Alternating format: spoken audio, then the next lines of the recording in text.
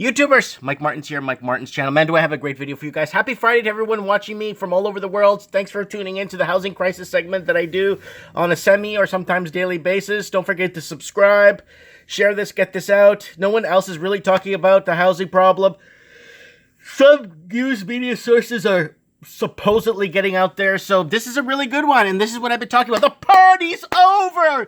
The free interest rates, the low interest rates, free money, the stimulus, everything that's happening, the foreign money coming in, it's all coming to an end. It's coming to an end. The party is over for Australia's 5.6 trillion housing frenzy. Can you believe trillion? Wow. Not pesos. This is dollars. Trillion Australian dollars. And that's equivalent to Canadian dollars for people watching in Canada. Anyways, the party is finally winding down for Australia's housing market. How severe? How severe the hangover will determine the economy's fate for years to come. I'm thinking it's about 10 years. 8 to 10 years the country needs to kind of somewhat piece together something that makes sense. After 5 years of surging prices, the market value of the nation's home prices has ballooned to 7.3 trillion, 5.6 trillion US dollars. That's about 5.6 trillion. Or more than 4 times the gross domestic product. Not even the US and the UK markets achieved such heights at their peaks a decade ago before the prices spiraled lower and dragged their economies with them. That's what happened when you base housing off your economy, or you tack housing underlying your economy, because a lot of people don't know that. Australia's obsession with property is firmly entrenched in the nation's economy and psyche, fueled by record low interest rates, generous tax breaks, banks hooked on mortgage lending, and primetime TV shows. TV shows! I don't know if you guys remember the movie Casino. You're on TV? What are you doing on TV? Anyways, where home renovators are lauded like sporting heroes, for many homes morphed into cash machines to finance loans for boats, cars, investment properties. The upshot, households are now twice indebted as China's. So, do you remember when I was talking about this? I was touching about the whole New Zealand thing, how people were riding off the coattails off the equity of their homes, but they got this TV show down in Australia where people are renovating homes and teaching people how to get equity out of their homes and get that money they need to get into other investments and stuff. Well, it's indebting people, entrenching them, like they say here, entrenching them. And the party's coming, the party's over. It's over. Who's going to clean up the confetti off the floor and who's going to take out all the junk? It's the working poor that's going to pay, that's going to fit the bill. So far, the Reserve Bank of Australia has relied on banking regulators to apply brakes on lending curbs. It reckons the financial system is well placed to withstand any shocks, but it's so confident on consumers that it puts it out of step with developed world's peers and incrementally tighten policy. With Governor Philip Lowe this week making clear local interest rates aren't going anywhere soon. But apparently, the next 6 months, things might look different from what I've been hearing. To be sure, there are key dynamics that differentiate the Australia's housing boom with those that soared in recent years around the world.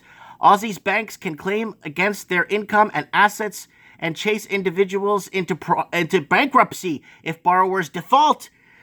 Tax deductions for interest paid on investment loans also support demand. Yeah, when people are expensing their dividend or capital income. As does a rich pipeline of demand for Asian buyers, especially Chinese. But with prices in major cities like Sydney finally leveling off. Sorry guys, it's kind of blurry here. That's my excuse. When I can't read something, I say the screen blurs, okay? And a wave of new apartments are about to hit the markets in Brisbane, Melbourne. It's worth taking a look at housing outsized influence on Australia's economy. Now they're saying there's a huge overstock of properties that are being built when you factor in the population versus whatever is available and what's being built. But somebody sent me the person that sent me this article did a follow-up email discussion with me, begging the difference that there are not a lot of overflow of built units. There's not an overflow of built units. So I'll do that on Wednesday's show in Trends in the Housing Market, and I'll discuss that with you guys. The weight of Australian homes on the economy is heavier than policymakers would like. On one hand, the dizzy valuations reflect the desirable locations and strong population growth. I don't know. Can someone explain in Australia how this population growth is working when no one's having kids because they can't afford to settle down, buy a house, lay roots, and start a family? Can someone explain to me, because the Australian proper cannot have kids, so how is there a population growth in Australia? Someone educate me, because I don't know anything. But they are also reflected in massive liabilities that are now tied to these assets. The risk is that it leaves the Australian economy extremely exposed, and a minor shock could become far more significant, said Daniel Blake, an economist at the Morgan Stanley in Sydney. Gung-ho banks betting on the house. There you go. Look at Australia. They're so underwriters. I think underwriters don't even show up to work. They just go ahead and approve everything. Don't even look over the deal. Don't even look at the gaps on file. If there's any gaps on file in credit history, hey, you want to buy a house? You got money down? You got the mortgage. You got it. We'll get you the money at 0% or 0.5%. Followed by Norway, which is in a crisis right now. And Canada, of course, is in a crisis. USA now is following behind. USA wasn't here.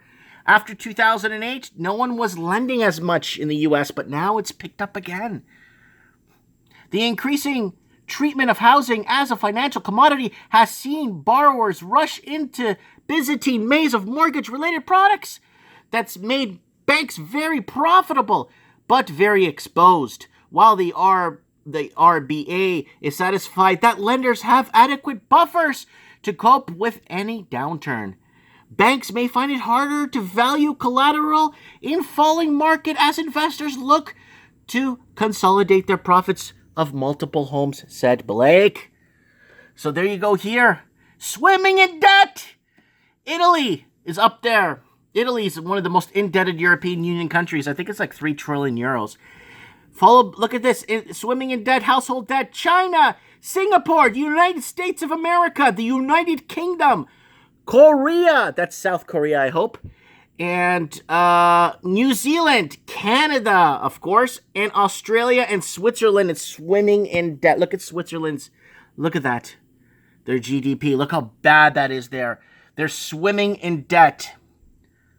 Out of reach, sale of the century. Australians hope housing prices have risen the second most among the G20 economies since 2000. Why do you think I've been talking about this for the longest time, people? Why do you think I've been bringing in Australia? I've been bringing in New Zealand and England. It's because the free market countries that allow people to come in and invest in their countries. And what happens? Their next generation gets completely bought out of the market. People aren't investing in stocks, building companies, creating jobs anymore. When they're investing in countries, they're buying up their real estate.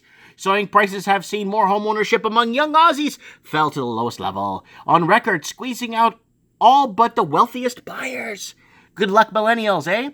Fueled by cheap money and a lack of supply, the tax system favors property investors. Sydney has a valued past London and New York rank as the world's second expensive housing market. Sydney housing prices fell for a second month straight in October, while national values flatlined. The cranes still reign. Crane numbers strong on the pipeline of apartment projects in Australia. There you go. Toronto's going to flatline too. Don't worry about it. So I want to know what you guys think. Let's read this little part here at the end. Australia's world record housing boom is officially over. People that celebrate. UBS Group AG economists declared that at the start of the month, the cooling may be happening a bit more quickly than we ever expected. If the cooling's happening a lot quicker than they ever expected, that means it's a crash, people. It's crashing. And, yeah, I wanted to put this out there for you people. Watch my other videos, because people keep commenting, hey, Mike, you forgot to mention this. Hey, Mike, you forgot to mention about capital inflows or outflows. You forgot to mention the the restraints on Chinese money outflow. You forgot to mention the 0% and low interest rates. You forgot to mention this. You forgot to mention that. Watch my other videos. I've been talking about Australia for like 5 years now. Leave your comments below. I want to know what you guys think. This is what I've been talking about for the longest time. The party is over, and all the people that called me a nut job, a retard, well, you're kind of right in that point. I'm kind of out of the box. But I was right about one thing, that the party has to come to an end. Thank you for watching.